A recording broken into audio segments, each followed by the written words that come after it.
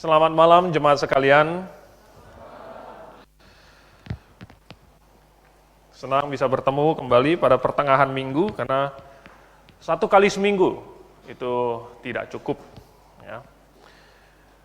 Kalau kita baca zaman dulu di Kisah Para Rasul, mereka bertemu tiap-tiap hari. Berarti setiap hari ya. Luar biasa. Apakah perlu sampai timbul penganiayaan dulu baru orang Kristen bertemu tiap-tiap hari? Tentu kita maunya damai-damai terus ya. Tapi damai-damai terus juga kita harus semangat. Oke? Mari kita buka Alkitab di dalam Injil Yohanes pasal yang ke-11. Injil Yohanes pasal yang ke-11. Dan saya mengajak kita membaca ayat 1 sampai 16. Ini sebenarnya cerita yang sangat terkenal, yaitu tentang Tuhan Yesus membangkitkan Lazarus. Tapi saya memilih beberapa perkataan Tuhan Yesus waktu dia sedang belum sampai kepada Lazarus itu. Jadi kita akan membaca ayat 1 sampai 16. Oke, saya akan membacakan, jemaat sekalian silakan memperhatikan. Ada seorang yang sedang sakit, namanya Lazarus. Ia tinggal di Betania, kampung Maria dan adiknya Marta. Maria ialah perempuan yang pernah meminyaki kaki Tuhan dengan minyak mur dan menyekanya dengan rambutnya. Dan Lazarus yang sakit itu adalah saudaranya. Kedua perempuan itu mengirim kabar kepada Yesus. Tuhan, dia yang engkau kasihi sakit. Ketika Yesus mendengar kabar itu, ia berkata, penyakit itu tidak akan membawa kematian, tetapi akan menyatakan kemuliaan Allah. Sebab oleh penyakit itu, anak Allah akan dimuliakan. Yesus memang mengasihi Marta dan kakaknya dan Lazarus. Namun setelah didengarnya bahwa Lazarus sakit, ia sengaja tinggal 2 hari lagi di tempat di mana ia berada. Tetapi sesudah itu, ia berkata kepada murid-muridnya, mari kita kembali lagi ke Yudea. Murid-murid itu berkata kepadanya, Rabi, baru-baru ini orang-orang Yahudi mencoba melempari engkau. Masih maukah engkau kembali ke sana? Jawab Yesus, bukankah ada 12 jam dalam satu hari? Siapa yang berjalan pada siang hari, kakinya tidak terantuk, karena ia melihat terang dunia ini.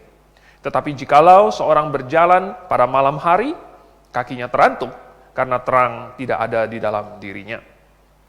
Demikianlah perkataannya, dan sesudah itu ia berkata kepada mereka, Lazarus saudara kita telah tertidur, tetapi aku pergi ke sana untuk membangunkan dia dari tidurnya.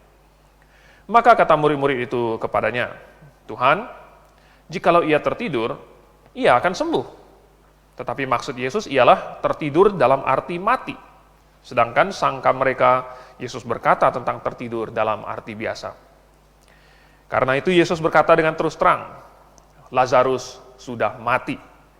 Tetapi syukurlah aku tidak hadir pada waktu itu, sebab demikian lebih baik bagimu, supaya kamu dapat belajar percaya. Marilah kita pergi sekarang kepadanya.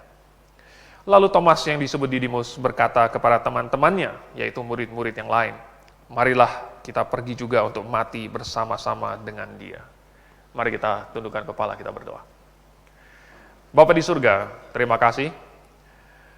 Kami mengucap syukur untuk keselamatan yang sudah kami terima, kehidupan yang baru yang Engkau berikan kepada kami, dan kasih-kasih karunia yang sudah kami nikmati. Termasuk pada malam hari ini kami bisa berkumpul dan belajar firman Tuhan dan berdoa sebagai suatu jemaat. Mohon Roh Kudus memimpin dan memberikan kami pengertian supaya hidup kami berada di dalam terang itu. Dalam nama Tuhan Yesus kami berdoa. Amin. Jadi Tuhan Yesus di sini dia menggunakan setiap kesempatan untuk mengajar murid-muridnya. Dan ada beberapa perkataan di sini yang Tuhan Yesus ucapkan, yang sekilas kalau kita baca tampak membingungkan, seolah-olah Tuhan Yesus suka bermain teka-teki dengan murid-muridnya, atau berbicara dalam cara yang pakai kiasan dan perumpamaan sehingga murid-muridnya sendiri salah paham. Dan kalau orang tidak tahu menafsirkan perikop ini, mereka akan pikir Tuhan Yesus ini entah nomor satu kurang peduli dengan Lazarus, atau Tuhan Yesus malas, atau Tuhan Yesus bagaimana. Oleh sebab itu penting bagi kita untuk melihat sebenarnya Tuhan Yesus seperti apa sih, dan sebenarnya apa pemikiran Tuhan Yesus. Dan itu bisa terlihat dari perkataan-perkataannya Tuhan Yesus. Ya. Nah, Injil Yohanes ditulis dengan cara yang sangat sederhana. Mungkin Yohanes sendiri, orangnya juga sederhana. Kalimat-kalimatnya sederhana, catatannya sederhana, tetapi setiap yang dicatat itu mengandung pengajaran yang sudah dipilihkan. Jadi intisarinya itu yang dicatatkan. Dan walaupun kata-kata Tuhan Yesus di sini tidak banyak, tetapi intisarinya dicatatkan bagi kita. Jadi kita mau melihat di sini tentang perkataan Tuhan Yesus yang nomor 1 di ayat yang keempat. Ketika Yesus mendengar kabar itu, ia berkata, penyakit itu tidak akan membawa kematian. Jelas maksud Tuhan Yesus di sini, Tuhan Yesus menggunakan kata kematian dalam bentuk kiasan. Karena Tuhan Yesus tahu persis bahwa Lazarus akan mati secara jasmaniah. Jadi maksud Tuhan Yesus tidak akan membawa kematian. Tuhan Yesus bukan berbicara mengenai kematian secara jasmaniah. Ya. Arti kematian ini berbeda. Ya. Dan Tuhan Yesus sedang mau mengajarkan arti kematian bagi orang percaya. Nah, sesudah pasal 11 ini, berikutnya pasal 12 sampai seterusnya, ini sudah masuk ke dalam minggu terakhir sebelum Tuhan Yesus disalibkan. Ya, pada akhir pasal 11 kita membaca bagaimana orang Yahudi, mereka begitu terganggu oleh kebangkitan Lazarus, mereka begitu terganggu oleh ide bahwa orang-orang Israel, orang-orang Yahudi akan percaya kepada Yesus karena mujizat yang begitu luar biasa ini, sehingga mereka berkomplot untuk segera membunuh Tuhan Yesus. Jadi, waktu Tuhan Yesus sudah sangat singkat. Dan Tuhan Yesus tahu itu, oleh sebab itu ia mau mempersiapkan murid-muridnya akan kematian dan akhirnya kebangkitannya. Jadi bukan Tuhan Yesus tidak pernah mengajarkan tentang kebangkitan kepada murid-muridnya. Justru pada saat ini Tuhan Yesus mengambil kesempatan untuk mengajarkan tentang kebangkitan atau tentang kematian dulu. Bahwa kematian bagi orang Kristen itu sesungguhnya bukan sesuatu yang permanen. Itu hanyalah suatu kondisi jasmaniah yang sifatnya sementara. Nah, Tuhan Yesus ada pakai satu kata kiasan lagi untuk menggambarkan ini, dan itu adalah kata tertidur. Nah, pada waktu itu, murid-murid, mereka masih berpikiran secara jasmaniah.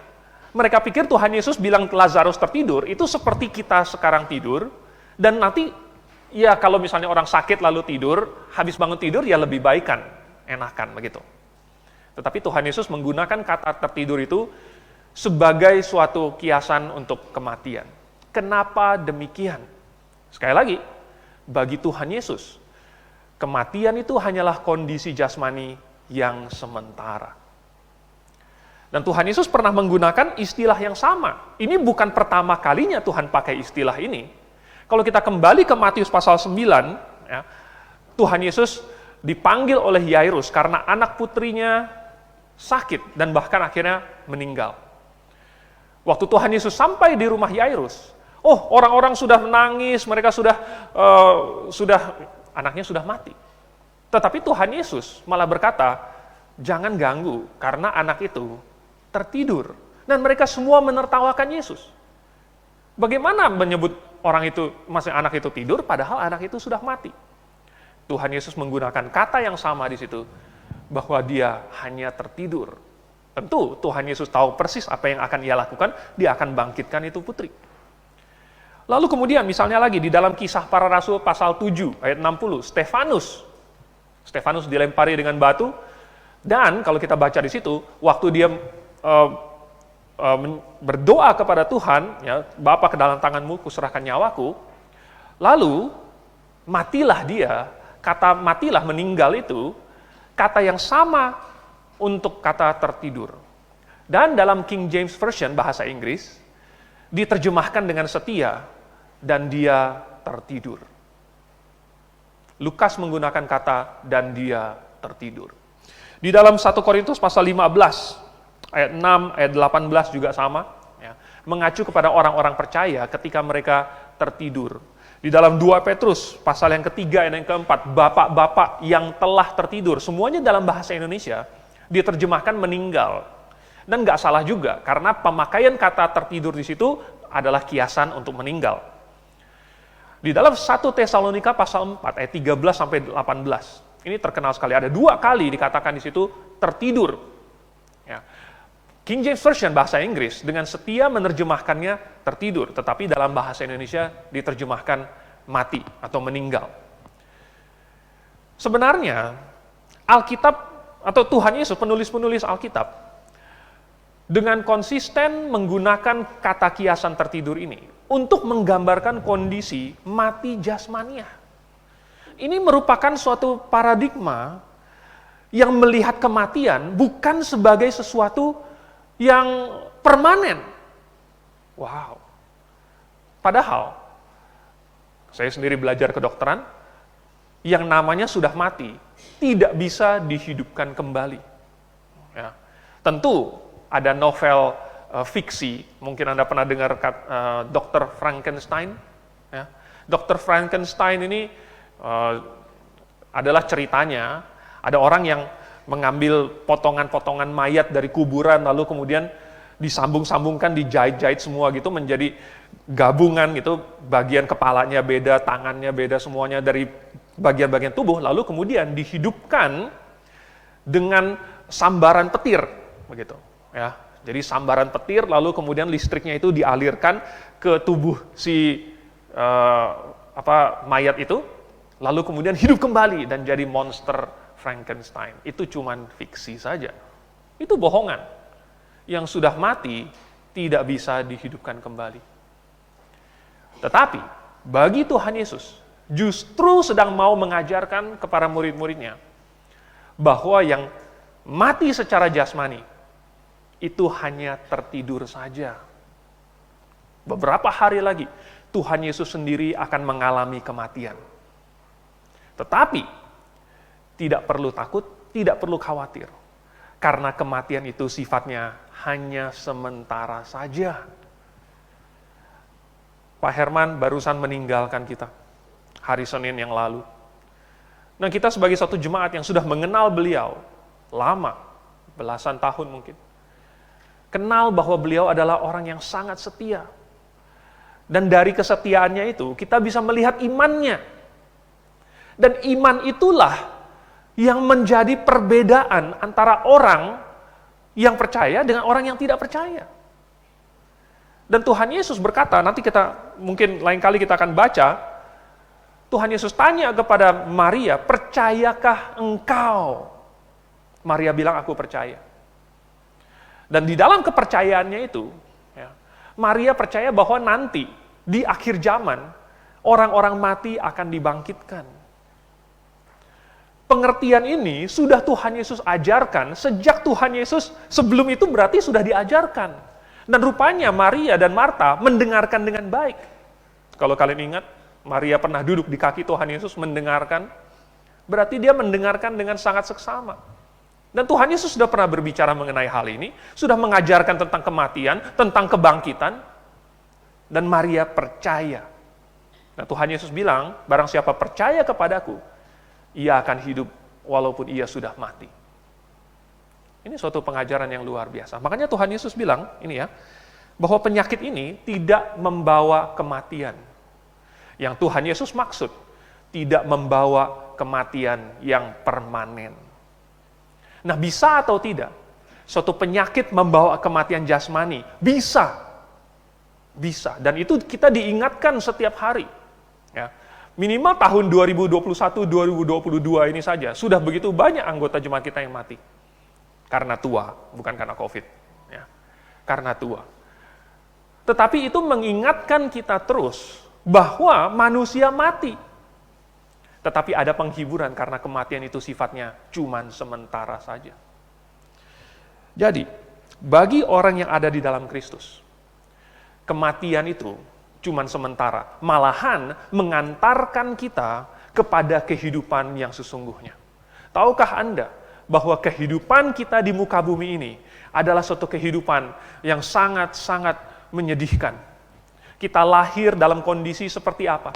Kita menjalani hidup dengan begitu penuh kesusahan, berpeluh, mencari uang begitu sulit, memelihara hidup begitu sulit.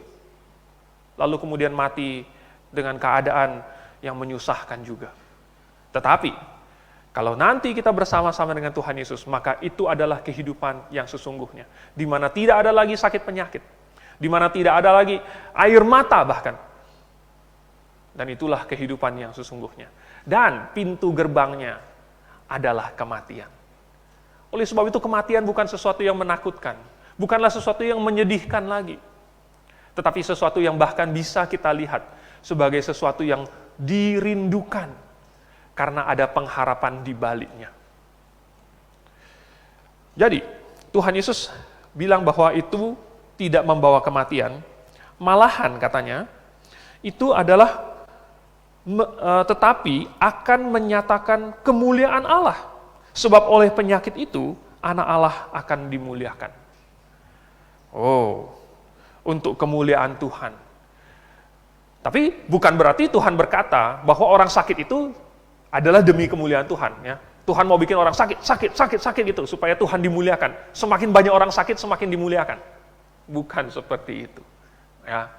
Maksud Tuhan bukan senang orang sakit, tetapi menurut Roma 8 ayat 28, ya, Tuhan bekerja dalam segala sesuatu untuk mendatangkan kebaikan. Ya, dalam bahasa Inggrisnya, all things work for good. Segala sesuatu bekerja untuk kebaikan bagi mereka yang mengasihi Tuhan, yang terpanggil sesuai dengan rencananya. Jadi, kalau dalam bahasa Inggrisnya, dalam bentuk pasif, segala sesuatu bekerja untuk kebaikan. Seolah-olah Tuhan tidak campur tangan, tetapi secara sendirinya, secara alamiah, secara tanpa bisa dijelaskan, segala sesuatu bekerja untuk kebaikan.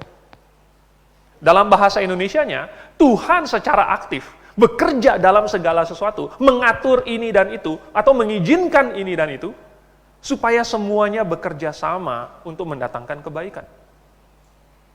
Kurang lebih dua-duanya, oke, no problem. Tetapi yang jelas, apa yang Tuhan izinkan terjadi, apakah itu penyakit, bukan sesuatu yang terjadi tanpa tujuan. Di dalam pasal yang ke-9-nya, masih di Yohanes, Tuhan ketemu dengan seorang yang buta sejak lahirnya. Dan pas ketemu dengan orang itu, murid-muridnya bertanya, Tuhan, salah siapakah orang ini lahir buta? Apakah salah orang tuanya, salah dia sendiri, atau salah Tuhan, atau bagaimana? Salah siapa pokoknya? Dan Tuhan Yesus jawab, bukan salah siapa-siapa. Bukan salah dianya, bukan salah orang tuanya, tetapi karena pekerjaan Tuhan harus dinyatakan di dalam dia.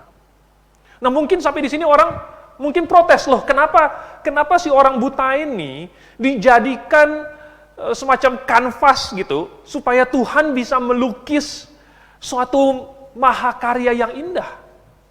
Kenapa dia yang dijadikan kanvas dan dikasih penyakit, supaya Tuhan bisa menyembuhkan dia, dan seolah-olah Tuhan itu yang baik begitu. Kan kalau manusia nggak boleh seperti itu ya. Misalnya saya di sini, oh Irwanto gini kan, saya mau menyatakan kemuliaan saya bikin kamu sakit dulu, lalu habis itu saya sembuhkan sendiri. Itu namanya saya jadikan dia kelinci percobaan. Tapi Tuhan bukan seperti itu kan. Tuhan tidak akan menjadikan manusia sebagai suatu subjek percobaan, supaya manusia melihat, oh ini manusia ini menderita lalu kemudian ditolong oleh Tuhan. Padahal Tuhan sendiri yang bikin dia menderita. Tidak. Bukan seperti itu. Ya, kalau begitu Tuhan memainkan sandiwara, dan kita hanyalah boneka-boneka yang dimainkan. Bukan seperti itu. Tetapi, Tuhan mengizinkan berbagai hal, penyakit, kesusahan, tantangan, bahkan kadang-kadang hal yang sangat-sangat menyakitkan, kehilangan. Karena hal-hal tersebut, jikalau memang dibutuhkan, akan mendatangkan suatu kebaikan. Bayangkan, kalau orang buta itu tidak pernah lahir buta, jadi matanya melek. Apakah dia akan ketemu Tuhan Yesus?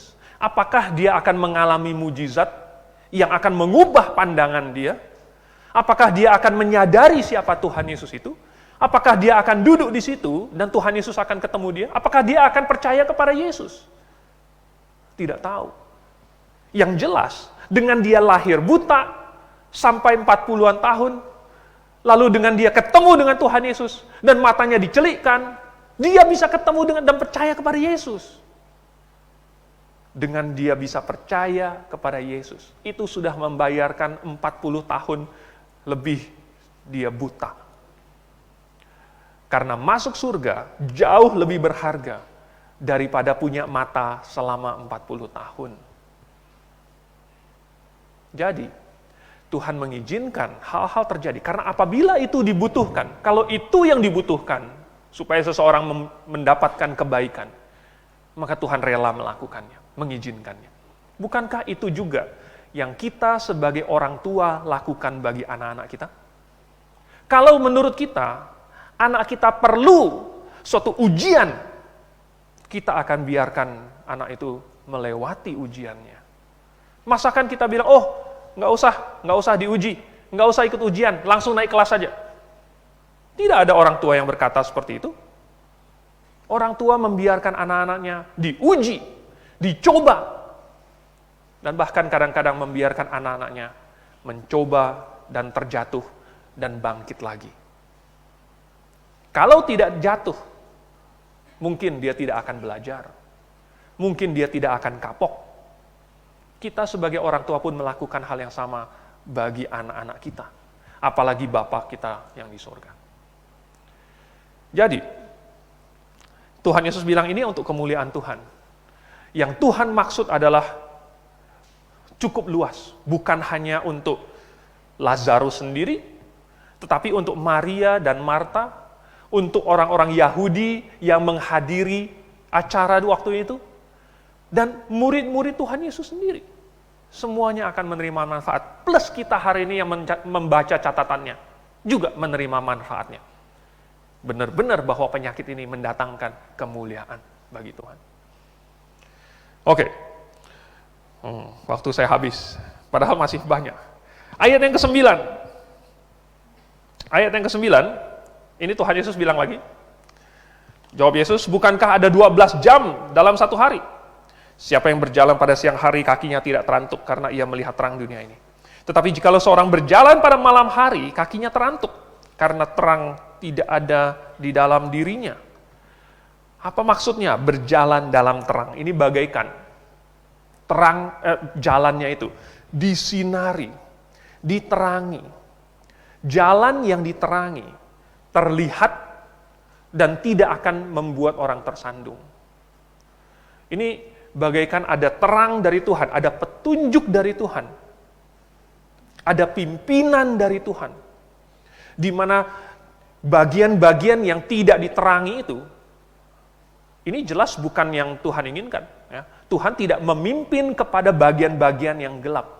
Tetapi bagian yang diterangi, yang ada terang Tuhan, itulah petunjuk Tuhan di situ. Jadi berjalan di dalam terang dunia, maksudnya adalah berjalan atau hidup sesuai dengan kehendak Tuhan. Katanya tidak terantuk. Sebenarnya ada janji yang sama juga di dalam Mazmur pasal 1. Ya. Mazmur pasal 1, ayat 1-3, berbahagialah orang yang tidak berjalan menurut nasihat orang fasik, yang tidak berdiri di jalan orang berdosa, yang tidak duduk di dalam kumpulan pencemooh. Dia akan apa? Dia akan seperti pohon yang ditanam di tepi aliran air. Janjinya adalah dia akan berbuah pada musimnya, daunnya tidak akan layu, dan segala yang diperbuatnya akan berhasil. Ini seperti orang yang berjalan di dalam terang cahaya Tuhan dan tidak terantuk kakinya. Nah, wajar kalau sebaliknya yang berjalan tidak di dalam terang, ya, maka terantuk. Kenapa? Karena gelap dan tidak melihat. Itulah yang terjadi di dunia ini. Dunia yang tidak mengenal Tuhan. Mereka berjalan menurut pemikiran dan hikmat, kepintaran dirinya sendiri. Dan itu tidak pernah cukup. Buktinya, tidak pernah ada orang yang bisa memprediksi ya, resesi ekonomi, perang, naiknya minyak, harga segala macam, tidak ada yang bisa memprediksi. Skor bola saja tidak ada yang bisa memprediksi. Tiba-tiba yang tadinya sudah kalah 2 kali, tiba-tiba bisa menang. Tidak ada yang bisa memprediksi. Jadi, dengan kepintaran manusia, seperti meraba-raba di dalam kegelapan, pasti akan terantuk. Pasti akan membuat keputusan yang salah. Dan saya bukan hanya berbicara mengenai hal-hal yang sifatnya sekuler, terutama hal-hal yang bersifat rohani. Dengan pertimbangan-pertimbangan yang sifatnya hanya jasmaniah, duniawi, materialistis, manusia membuat keputusan-keputusan yang secara rohani jauh dari Tuhan dan bertentangan dengan keinginan Tuhan. Ini berjalan tidak di dalam terang. Dan suatu saat dia akan terantuk. Jadi, orang Kristen bagaimana? Kalau orang Kristen, ya, tentu dia memiliki terang Tuhan, maka dia berjalan sesuai dengan kehendak Tuhan. Ya. Nah, apakah orang Kristen tahu masa depan? Tentu tidak. Tetapi bukan berarti kita perlu tahu masa depan supaya tidak terantuk. Kalau kita perhatikan di ayat yang ke-9, ayat yang ke-10, ayat yang ke-9, ya, dia tidak terantuk. Karena apa? Karena dia melihat terang dunia ini. Dia tidak terantuk, bukan karena dia sedang memperhatikan jalannya, bukan karena dia melihat bahwa jalanannya tidak ada batu, tidak ada lubang, bukan jalanannya yang dia lihat. Apa yang dia lihat? Yang dia lihat adalah terangnya. Rupanya yang membuat dia tidak terantuk bukanlah memperhatikan jalannya, tapi memperhatikan terangnya itu. Memang manusia, kita orang percaya, tidak tahu masa depan. Jadi ada lubang di depan kita pun kita tidak tahu. Ada peristiwa apa yang akan terjadi, menimpa dan lain sebagainya, kita tidak tahu. Dan kita tidak memperhatikan itu. Yang kita perhatikan adalah terangnya. Dan itu yang tahu. Dan itu cukup. Bahwa dia yang tahu masa depan. Dan dia yang menerangi jalan kita. Selama kita melihat terang itu, dan mengikuti cahaya terang itu, maka sekalipun kita tidak tahu masa depan kita, kita dipimpin oleh orang yang tahu masa depan. Jadi, Tuhan Yesus dengan sedikit kata-kata mau memberi petunjuk bahwa kita yang percaya, kita harus memfokuskan pandangan kita kepada Tuhan. Jadi maksudnya apa nih? Memfokuskan pandangan kita kepada Tuhan. Intinya kita memperhatikan seolah-olah wajah Tuhan dan memperhatikan air mukanya Tuhan. Kalau kita melakukan sesuatu lalu Tuhan sudah mulai cemberut begini, tidak baik. Kita sudah tahu, oh ini tidak boleh dilakukan. Kalau kita melakukan sesuatu dan Tuhan tersenyum, maka kita tahu, oh Tuhan suka ini. Tuhan suka. Kain dan Habel pernah memberikan persembahan dengan cara yang berbeda. Kain memberikan dengan caranya sendiri. Dan Tuhan tidak terima. Tuhan tidak senang. Tetapi apa respon Kain? Apakah Kain langsung sadar bahwa dia sudah salah? Tidak. Padahal dia tahu Tuhan tidak terima. Dia tahu Tuhan tidak senang. Ini adalah orang yang tidak berjalan sambil memperhatikan terang. Terang itu ada. tetapi dia tidak mau ikut. Saudara, kita jangan seperti itu. Lalu kemudian katanya di sini Tuhan Yesus masih bilang, tadi saya lengkap sedikit. Tuhan Yesus bilang, bukankah ada 12 jam dalam satu hari? Kenapa Tuhan singgung-singgung 12 jam dalam satu hari? Maksudnya siang hari. Ya, bukan berarti Tuhan Yesus pikir bukan 24 jam. Maksudnya dalam siang hari di mana masih ada terang. Maksud Tuhan Yesus adalah waktu itu terbatas. Waktu atau kesempatan bagi kita untuk melakukan kehendak Tuhan terbatas. Siang hari cuma 12 jam. Sesudah 12 jam itu malam, di mana tidak bisa melakukan apa-apa lagi. Selama masih kesempatan ada, selama masih siang hari, yaitu sekarang, karena masih ada kesempatan. Berjalanlah sesuai dengan kehendak Tuhan. Selama sekarang masih ada kesempatan, cari tahu terang itu memimpin kemana. Nah, Tuhan Yesus ini kan menjawab si murid-murid yang bertanya, Tuhan, bukankah di Yudea itu orang mau membunuh engkau, mau melempari engkau dengan batu, kenapa engkau kembali ke situ? Tuhan Yesus menjawab, intinya berkata bahwa karena ada pekerjaan di situ. Saya kembali ke situ karena saya dibutuhkan di sana. Saya pergi ke situ karena Bapa ingin saya ke sana. Dan saya adalah utusan Bapa dan saya melakukan apa yang Bapa saya suruh. Dan hanya ada 12 jam dalam sehari. Dan Tuhan Yesus ngomong ini, sudah hampir waktunya dia akan disalibkan. Tidak banyak lagi waktunya. Tuhan Yesus mau menyampaikan kepada murid-murid bahwa waktu tidak selalu ada. Kesempatan itu terbatas. Ayo kita lakukan apa yang harus kita lakukan. Dan itu sudah cukup. Tanpa perlu tahu masa depan, kita lakukan apa yang kita tahu benar. Yang ada di dalam Alkitab. Mari kita tundukkan kepala, kita berdoa. Bapa di surga, kami tahu Engkau memberikan catatan firman-Mu dengan begitu padat dan berisi. Namun jika kami mau mempelajarinya, maka itu akan menjadi terang benderang bagi kami.